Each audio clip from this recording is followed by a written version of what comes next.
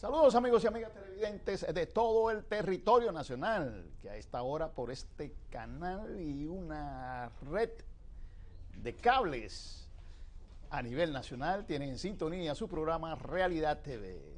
La realidad como es, solo aquí en Realidad TV. Yo soy Tomás Suriel Pérez y le invito a compartir una hora de comentarios y análisis de los principales acontecimientos ocurridos aquí en la República Dominicana y en el resto del mundo.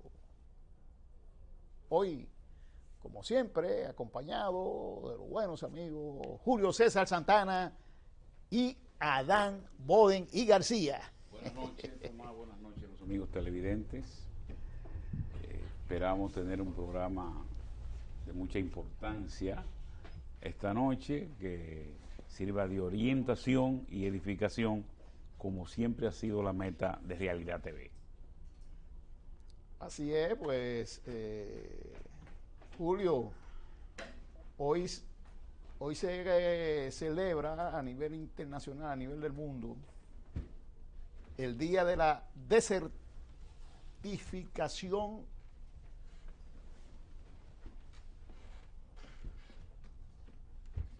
y deforestación de la tierra. Es decir, las Naciones Unidas tienen siempre una fecha para conmemorar un día. Siempre hay un día. Yo creo que los 365 días del año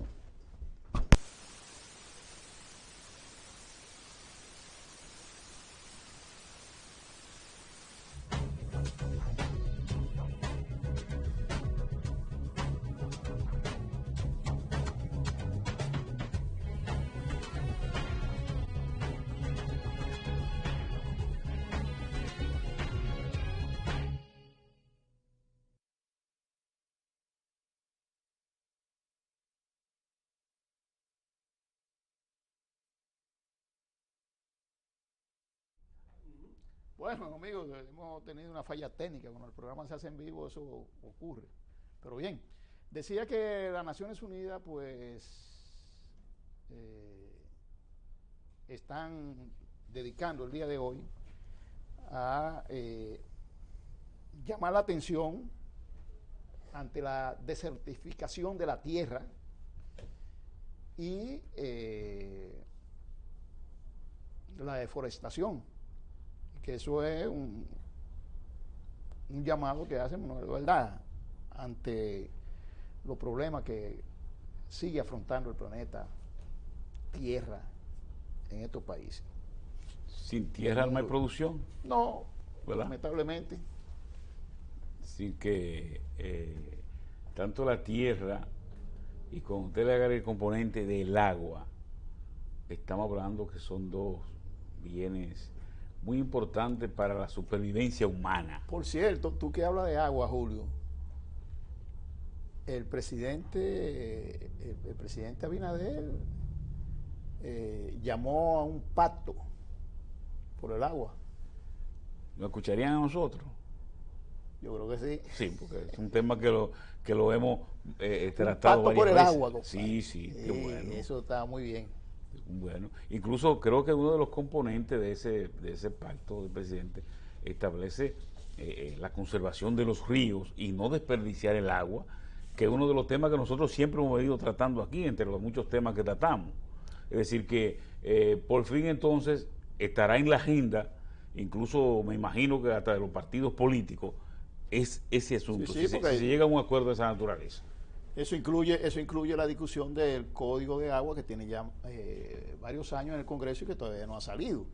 Entonces, el Pacto por el Agua, en el momento que se está discutiendo y en el momento en que nosotros tenemos un conflicto con Haití por problema de agua, yo creo que cae en buen momento la discusión de ese tema. Mira, yo me atrevería a entrar por el rabo. Haití tiene un problema con nosotros por el agua, no nosotros con Haití, en primer lugar. En segundo lugar, los temas trascendentales de la agenda nacional, cuando pasan por el Congreso, viven la vida eterna Y ese del agua es trascendental para la ciudadanía, es trascendental para el país, es trascendental para el mundo. Ahora, eso tendremos que levantar cabeza o tendremos que caer varias veces para poder levantar cabezas y decir definitivamente los problemas vitales del país, vamos a darle hacia adelante. Volviendo al tema original, la desertificación versus reforestación. Yo vivo en una casa, todos viven en una casa, ¿verdad? Para protegernos, decía mi abuela, para guarecernos. Pero ¿qué sucede? Esa casa se limpia, se barre, se le adorna, eso, ¿verdad? Se cuida. Y la gran casa, que es el planeta, entonces lo descuidamos. Peor, no solamente que lo descuidamos, lo maltratamos, hacemos de él como si fuera exactamente lo que usted hace con los desechos. Entonces, no es posible, por ejemplo, que República Dominicana, siendo un cordón entre Cuba, República Dominicana, Puerto Rico, Haití, no es posible que el cordón forestal que debe establecerse en República Dominicana o en el mundo a nivel nacional, a nivel internacional, no se le esté dando la prioridad. Mira, creo que es vital que entendamos, hay que reforestar, hay que acabar con la desertificación, y eso no es solo un discurso. Dijo Julio César ahora mismo, nos habrán escuchado cuando hablábamos del agua. ¿Por qué? Porque temas vitales en este programa hemos estado insistiendo como política de Estado que debe establecer. Entonces hay que establecer una política de Estado para reforestar y en contra de la desertificación. Yo creo que no solamente porque hoy sea el Día Internacional de ese tema, es que nosotros tenemos que hacer conciencia como ciudadanos. Incluso hace unos días estuve viendo una casa que estaban reconstruyendo, creo que era, o la estaban desbaratando para construir un edificio, y me dolió ver un árbol que tenía un tronco grueso. Lamentablemente le dieron para abajo, como dicen popularmente. Eso me dolió porque un árbol desde chiquitito, desde la semilla o desde el cogollito que se siembra, a dar frutos, a tener una copa que nos dé sombra y que nos proteja en relación al oxígeno, óyeme, darle hacha, darle corte, eso decía mi abuelo, eso llora ante la presencia de Dios. Por cierto, ahora que nosotros estamos hablando de temas ambientales, de la naturaleza, reforestación, desertificación, etcétera, el Ministerio de Medio Ambiente acaba de emitir una resolución, la resolución 1621, para prohibir nuevamente la agricultura en Valle Nuevo, el Parque Valle Nuevo, que es considerado la madre de las aguas. Entonces ya cuando fue ministro Domínguez Brito se había prohibido, pero en el mismo gobierno de Danilo viene otro ministro, el señor Esteve, y echó atrás todo lo que Domínguez Brito había alcanzado, lo que quiere decir claramente que no existía una política de Estado para proteger ese parque, porque si en un mismo gobierno un ministro sustituye a otro y el otro que sustituye echa atrás todo lo que se hizo, es porque no hay una política.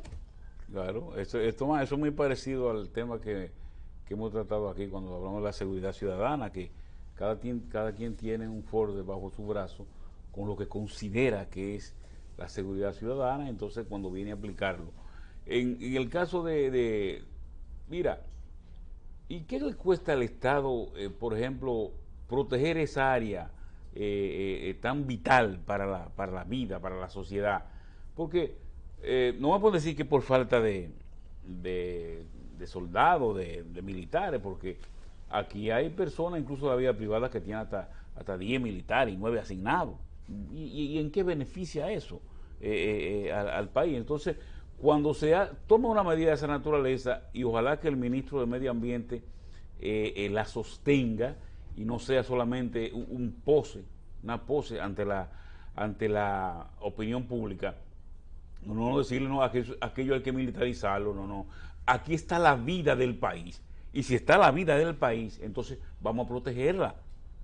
Entonces, aquí incluso que no venga, por eso es importante ese tipo de cosas. Esos son seguimientos vitales que trascienden las agendas de los gobiernos y de los partidos políticos. O sea, si hay una medida de esa naturaleza, mira, acá yo no puedo venir y decir, no, yo voy ahora a hacer algo nuevo. No, porque entonces usted está violando ese tipo de cosas. Y ojalá, vamos a ir observando, y ojalá el ministro de Medio Ambiente tenga éxito en sostener y hacer respetar esas resoluciones.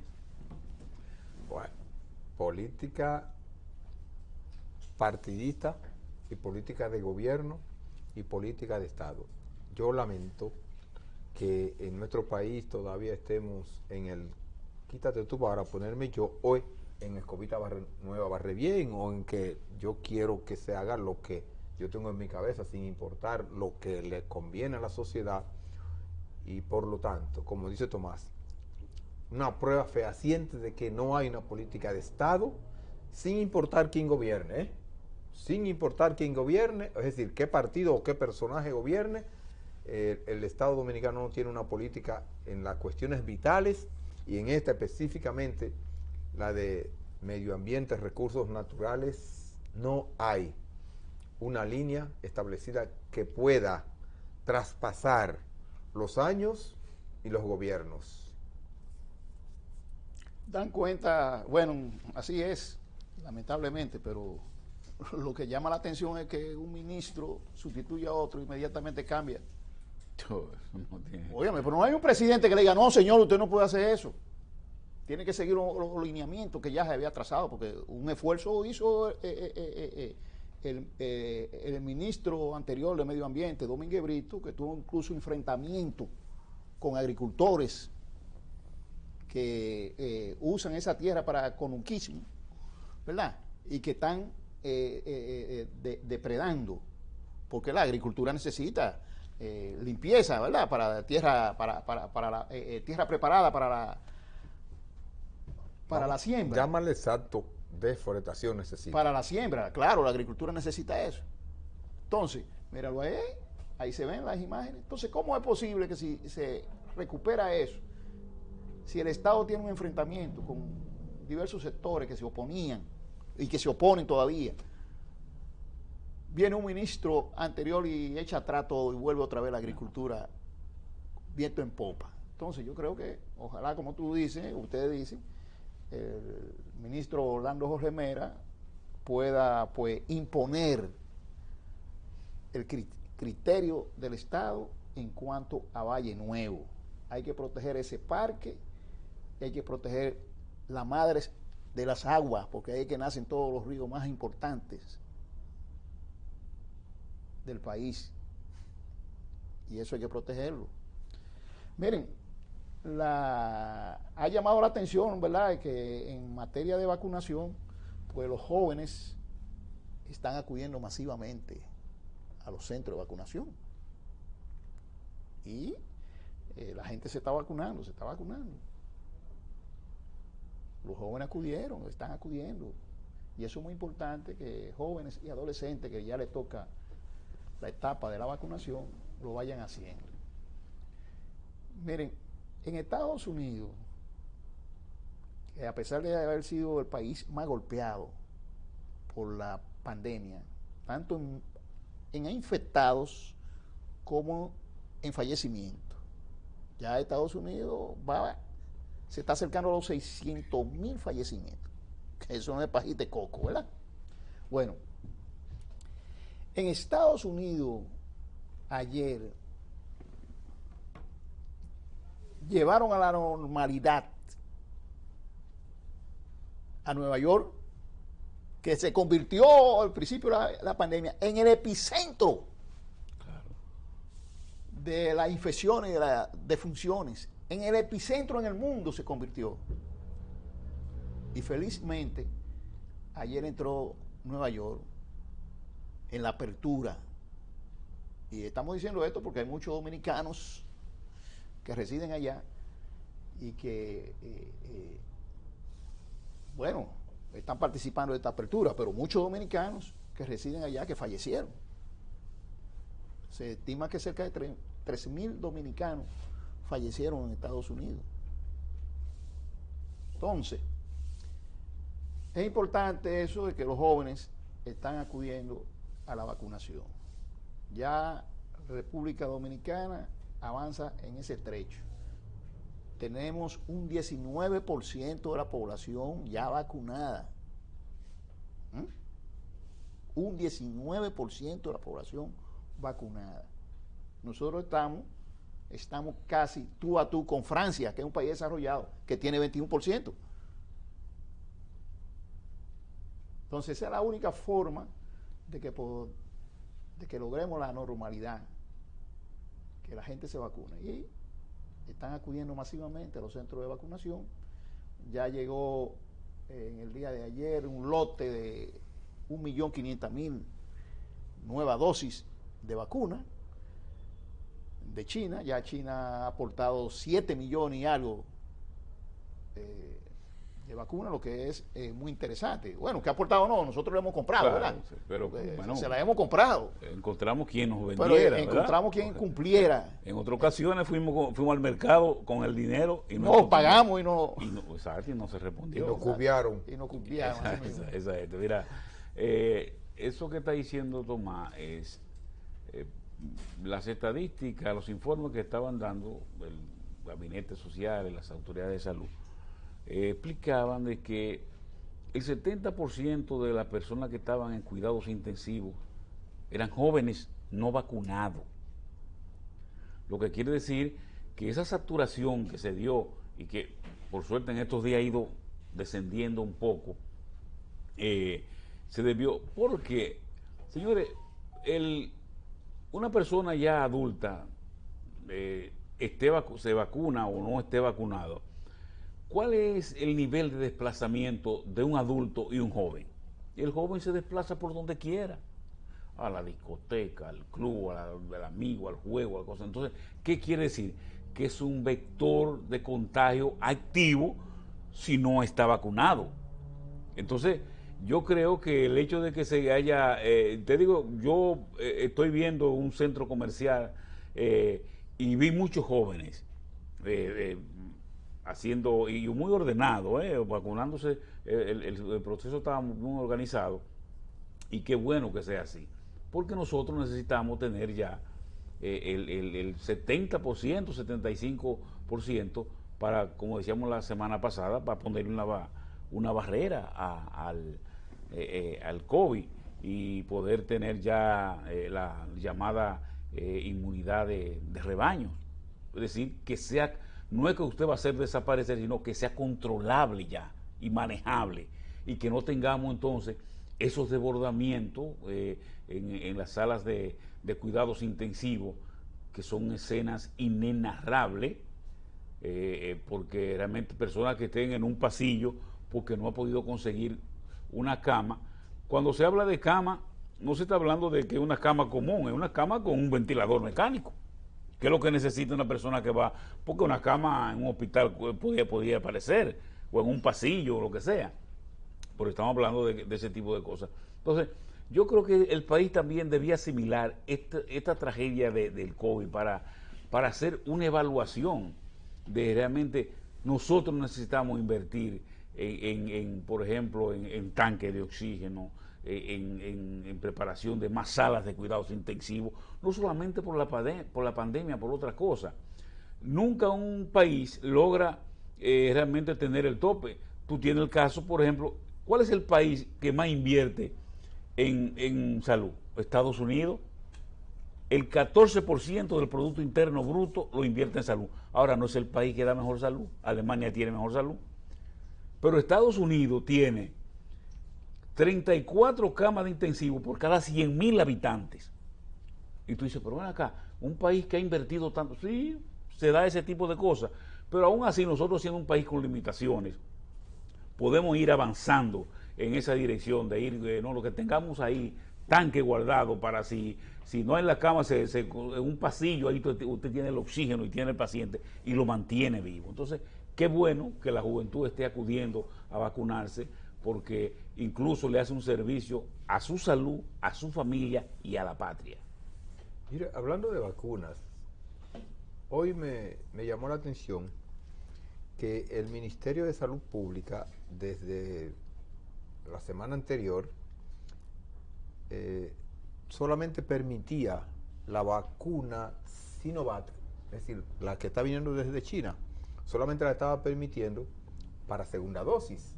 Sin embargo, a media mañana de hoy ya se reabrió la vacuna de primera dosis y de segunda dosis con esta Sinovac. Y a propósito de eso, mira, creo que los esfuerzos que se están haciendo en el país tienen que ser reconocidos. Al día de hoy, solamente en la Casa Nacional del Partido de la Fuerza del Pueblo se han vacunado 4.764 personas en el día de hoy. Es un buen número. Y sucede que la asistencia de personas de distintos niveles sociales y de todo el entorno de labores de lo que es Gascue, sea de oficinas del Estado o sea de oficinas privadas, incluso hasta turistas han estado asistiendo en este puesto de vacunación que tiene la Casa Nacional del Partido Fuerza del Pueblo. Incluso hay en Higüey, en San Pedro, en Hermanas Mirabal, en Santiago, en distintos puntos del país. Esta organización política ha dispuesto sus oficinas, sus edificaciones para contribuir con el aporte del Ministerio de Salud Pública, de los insumos y la vacuna, para que la gente pueda se le pueda facilitar esta vacuna. Tú sabes que en esta misma semana, hace pocas horas, el gobierno adoptó la medida de modificar un tanto del horario de restricción. Ya a partir del día de hoy se puede, el toque de queda está a las 6 de la tarde, los negocios deben de cerrar, creo que se mantiene la prohibición de venta de bebidas, ¿verdad? Después de esa hora. Sí, sí. Y la circulación hasta las 9 de la noche. Pero se fue... Los 7 días. Sí, ahí que voy. Fue extendida, la modificación es que los sábados y domingos la circulación estaba limitada hasta las 6 de la tarde, es decir, hasta las 3 el toque de queda y hasta las 6 la circulación. Bueno, sábado y domingo la circulación va a ser ahora hasta las 9 de la noche. Eso quiere decir, y creo que la venta de bebidas, eso es lo que no tengo preciso, si se mantiene hasta las 3 de la tarde. Sí, cuando cierran los negocios deben ser a las 6, no, a las 6. A las 6. Sí. Bueno, sí, entonces ahí es que hay que poner cuidado, porque ahí es que se arman la chelcha, la fiesta, los teteos, lo que tú quieras. Lo hacen más temprano y se concentran. Ahí es que tienen que tener cuidado las autoridades para no permitir el aglomeramiento de personas, porque si no, vamos a estar entonces en este sub y baja. Sub y baja. Chile, que tiene mayor número de vacunación en América, tuvo que adoptar medidas drásticas en esta semana, drásticas, cerrar. Entonces, quiere decir que nosotros, si queremos superar esta situación, tenemos que tener mucho cuidado. Es verdad que no puede haber un policía en toda parte. Atrás de cada ciudadano no puede haber un policía. Pero sí, que la ciudadanía tiene que hacer conciencia, ¿verdad? Pero que también las autoridades también tienen que imponer su autoridad allí donde se concentren, no importa dónde sea, que personas se aglomeren, que no estén siguiendo el protocolo. Hay que disolver esos grupos por bien de la salud colectiva, no por la salud individual de una persona, colectiva de la sociedad. Así que se ponga atención a ese asunto, porque todos queremos la apertura ya total, pero para eso tenemos que llegar a dar varios pasos, y entre esos pasos está precisamente superar el contagio del COVID. Vámonos a una pausa, señores, y nos vemos en un instante.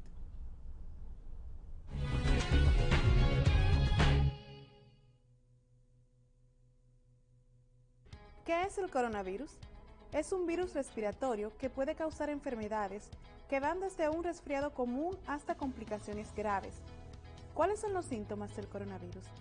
Fiebre, tos y dificultad respiratoria. En casos más graves puede causar neumonía. Medidas de prevención. Puedes lavarte las manos con agua y jabón de manera frecuente. Al estornudar o toser, cubrirse la boca y la nariz con el antebrazo o un pañuelo. Evitar estar en contacto cercano con personas que tengan síntomas de gripe o resfriado. Recuerda, esta enfermedad puede darle a cualquier persona que tenga contacto con una persona enferma.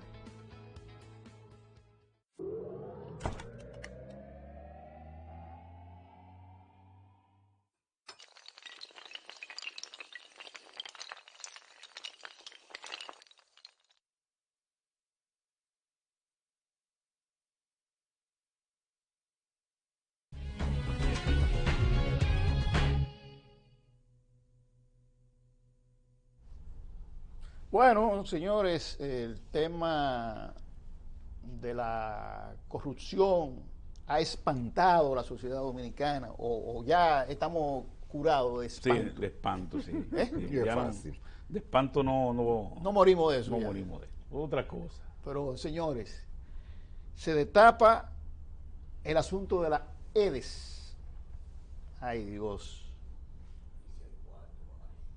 ¿Y cómo se llamará Implican ese? 14 personas ¿Cómo en esta se- empresa. ¿Cómo se llamará ese pulpo? No, ese se llama el fantasma, creo que es. Así que, Oye, ay, santísimo Dios. 14 personas 14 personas, entre ellos, y 20 empresas. y 20 empresas, entre ellos familiares cercanos del presidente Danilo Medina. Qué pena, ¿eh? Es una tragedia. Pena por el país, es una tragedia por el país, ¿verdad? Se destapa también lo de la Lotería Nacional. Todo eso en esta semana, ¿eh? En el transcurso de semana. Y se destapa también lo de la diputada del Partido Revolucionario Moderno por La Vega, la familia López, implicada en narcotráfico y lavado de activos. Y de ella se dice, de esa diputada, que ha movido cerca de 2.000 millones en lavado. ¿Usted está viendo Bueno, la situación? esas son palabras mayores. Mire, hay un video para que comencemos a comentar. Vamos a ver lo que dice la periodista, la distinguida periodista Altagracia Salazar,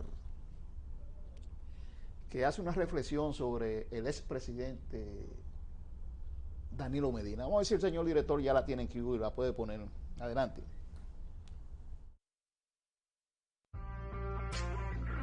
Quizá Danilo Medina no vaya a la cárcel por corrupto, pero debería ir por pendejo. La palabra es fea, pero no conozco otra en castellano que sirva para identificar un personaje de esta naturaleza. No hay un cerebro que entienda el enajenamiento mental de este hombre, que en sus dos presidencias o en sus dos periodos presidenciales intentó controlar todo, absolutamente todo en un país, menos el manejo de los recursos del Estado. ¿Qué carajo entretuvo a Danilo Medina cuando su cuñado multiplicaba los precios de un año para otro vendiéndole a las sedes?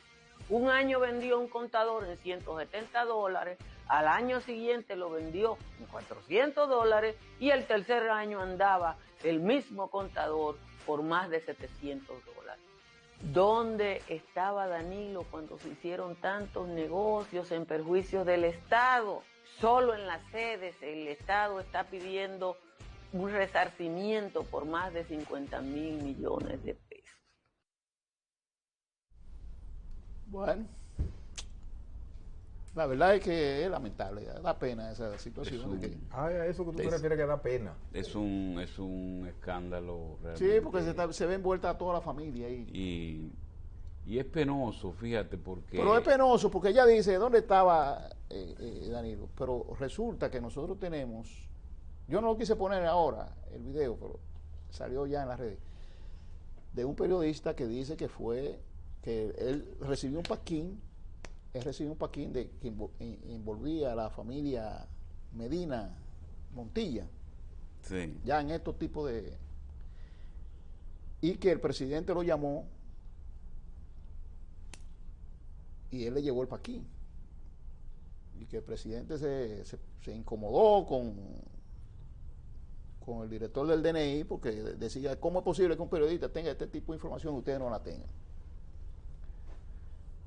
Y que él le dijo al presidente, su familia, sus hermanos están en esto y esto, tenga cuidado.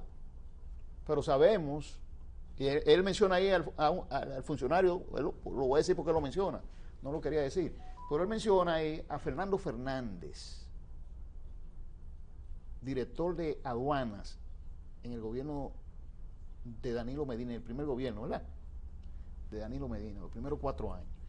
Hombre cercano y de confianza de Danilo Medina, fue asistente de él durante muchísimo tiempo.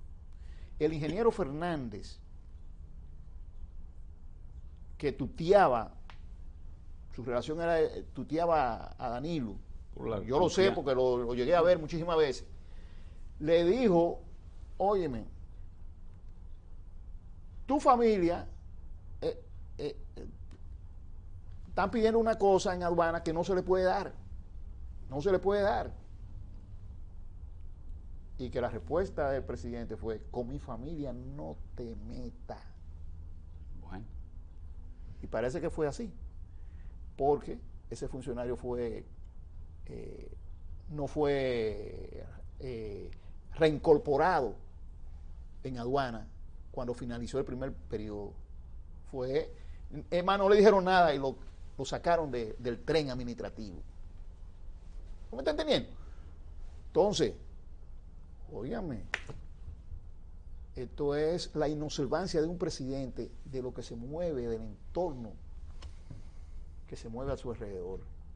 bueno, si el presidente decía que, de acuerdo al testimonio de ese periodista, no te metas con mi familia, sucede que su familia se metió con los fondos públicos y entonces eso no puede pasar desapercibido, o sea, con la sociedad, porque como se está hablando, un contador 150, después la otra 300, después 700, o sea, y llegar el mismo día a una licitación, el mismo día, y todas las empresas. ¿Tú sabes por qué?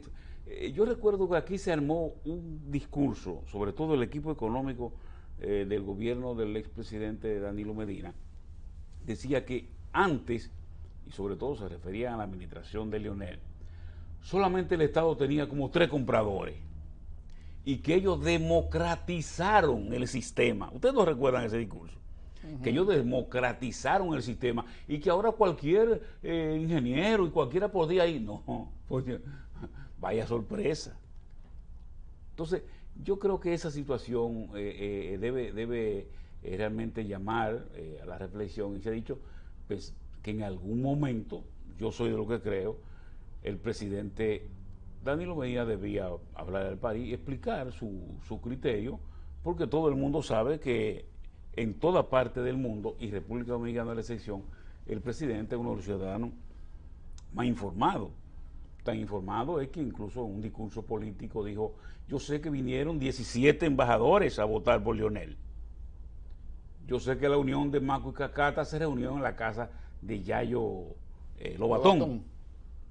O sea, entonces exhibía una información y tenía que ser así. Lástima que lo dijo, debió dejarle esa información a sé yo, al ministro de Interior y Policía, pero no convertir al presidente por su figura como si fuera una especie de delator.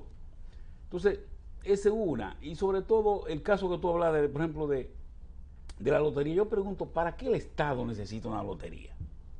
Esa lotería que está ahí del siglo XIX, Francisco Avilés Villini, como un acto de filantropía para ayudar a la gente, se hizo la lotería.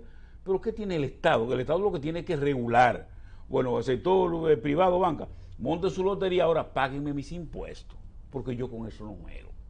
Entonces, mira, yo encontré, voy a leer este párrafo, oigan esto.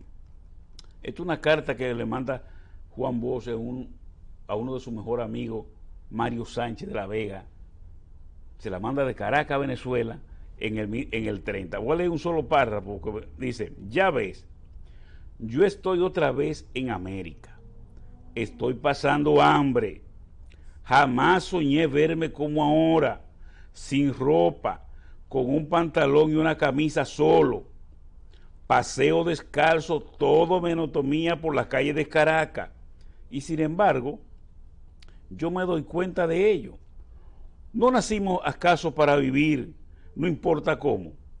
Pero óyeme, Mario, tú solo, tú, ¿se puede acaso ser alegre cuando no hemos bebido más que miseria y dolores?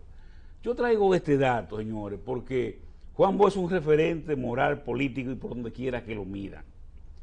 Y, por ejemplo, ese tipo de hazaña, el que lo comete, el partido que lo cometió, que sobre todo, ¿y tú sabes por qué lo hago?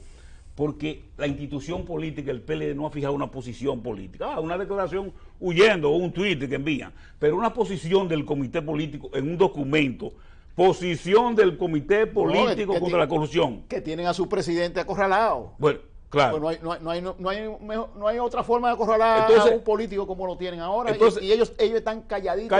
Entonces, ahora, están callados porque no tienen autoridad moral para hablar. ¿Qué es lo que hacen? Bueno, ¿tú sabes por qué? Porque el que hable de esos dirigentes, había muchísimos bravucones ahí, el que hable de esos dirigentes, le van a sacar una cola de este tamaño. Entonces no tienen autoridad para hablar. Ese es el problema. Ese es el problema. Entonces, al abrir la puerta, miran a ver quién, a ver si puedo cruzar la calle que nadie me vea. Claro.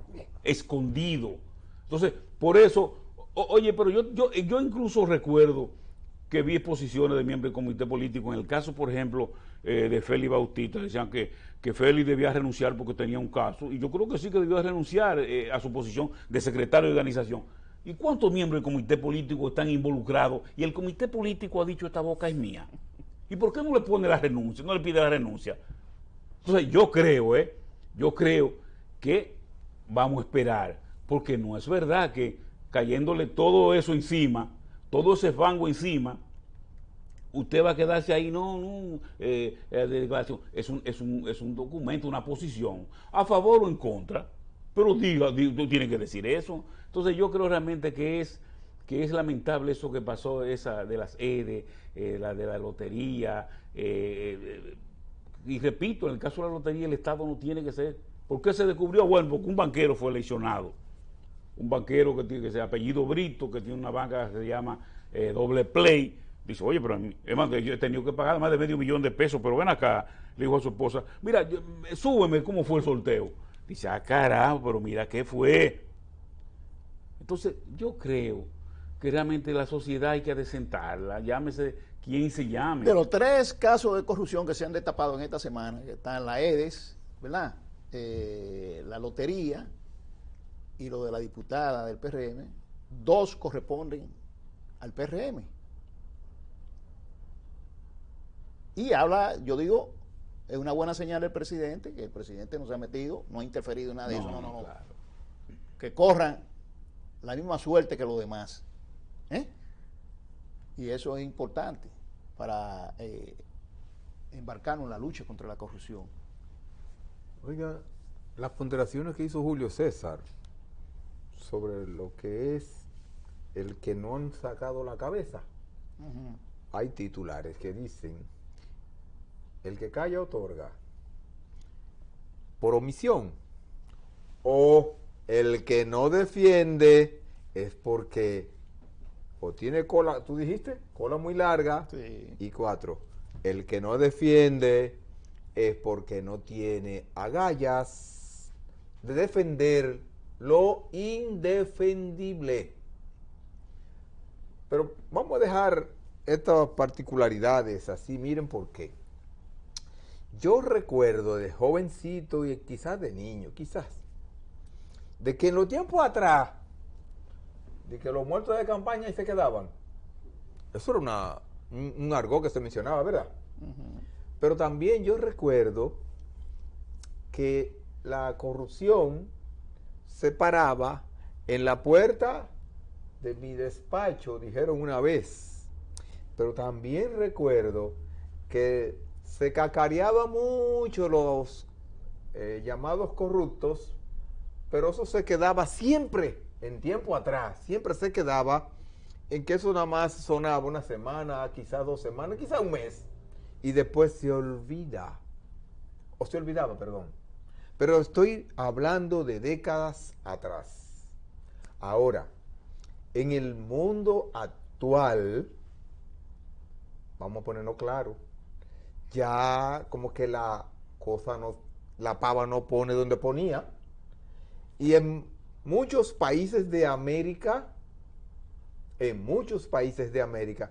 que la corrupción gubernamental y privada es una constante, en muchos de estos países ya la cosa está girando distinto, y yo creo que en los últimos 8 años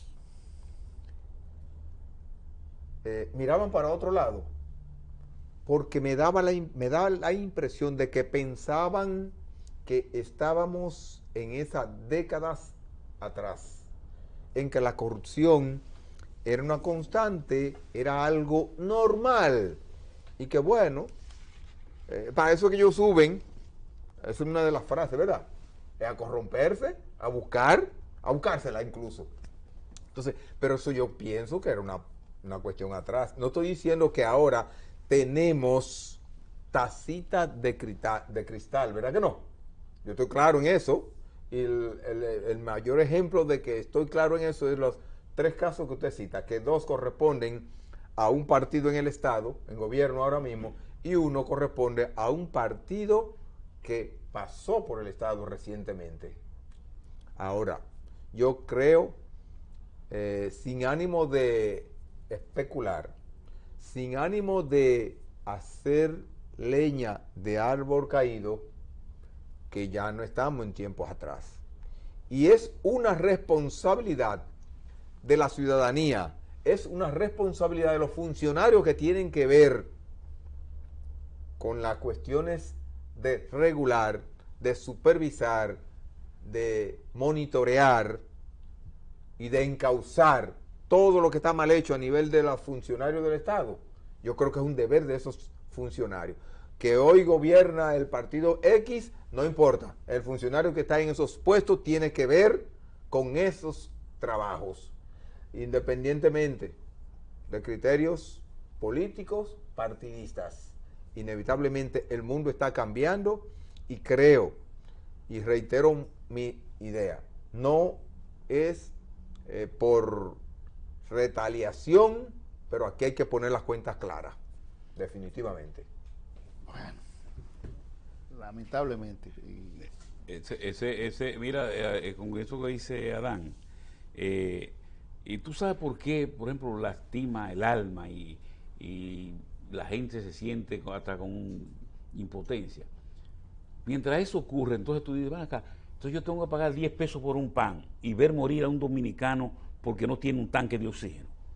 O sea, tenemos que llegar a eso, y sin que eso sensibilice a la gente. Entonces, yo creo, señores, que eso es un crimen por donde quiera que usted lo mida. Mídalo con una soga, mídalo con una regla, mídalo con que usted quiera medirlo. Eso es un crimen de lesa patria. O sea, quitar la posibilidad de sobrevivencia de un ciudadano dominicano para usted robarse ese dinero. Mire, eso no tiene... punto de comparación. Sí, así es. Vamos a los casos, y ahora que están comenzando, porque hay muchísimos casos, bueno, ya habíamos comentado hace tiempo que la Procuradora General de la República dijo que habían 500 casos de investigación, 400 de gobiernos anteriores y 100 del gobierno que está en curso. No, y viene mal, la información que corre es que la próxima sorpresa serán las visitas sorpresa, porque hay muchas erogaciones sin soporte. Esa es la información que corre.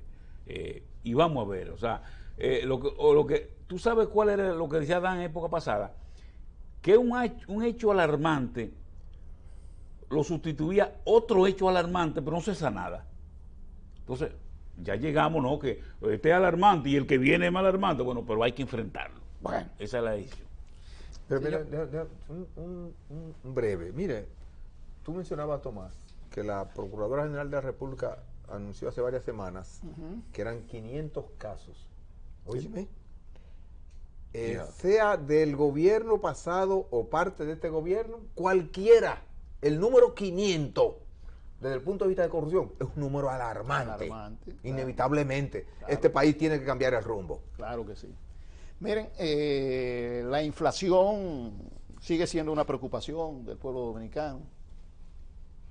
Hay una verdadera ola inflacionaria. No es asunto, como lo ven algunos funcionarios, que es problema político. No, eso no es político. Es un problema que viene a nivel internacional. Lo llamaba la materia prima, los commodities, se han escaseado y han elevado de precio. Es un problema de mercado, es un problema de pandemia. Y nosotros, aquí en República Dominicana, estamos sufriendo la consecuencia.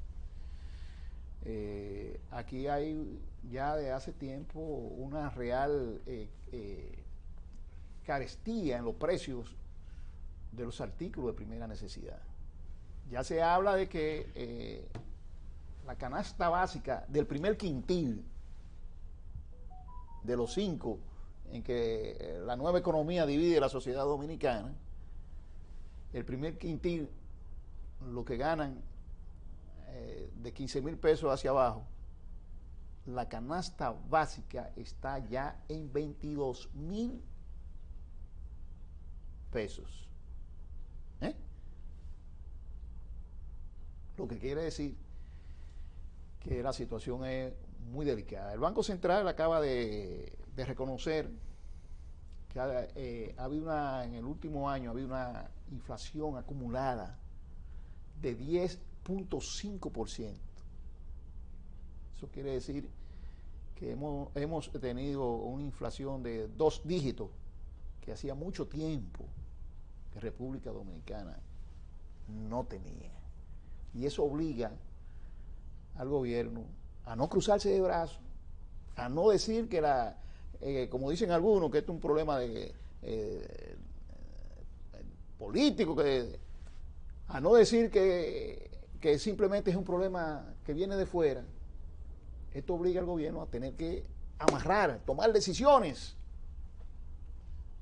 Por ejemplo, el doctor Leonel Fernández, decía en el día de hoy: a mí no me han pedido consejo, pero yo quiero aconsejar al gobierno que subsidie los artículos de primera necesidad, como el pan y otros, para que sus precios no se eleven y sean inalcanzables para lo de menor recursos económicos en el país. Entonces, yo creo que sí, que el gobierno tiene que actuar en consecuencia ante la espiral inflacionaria que se está viviendo en el país, porque es insoportable.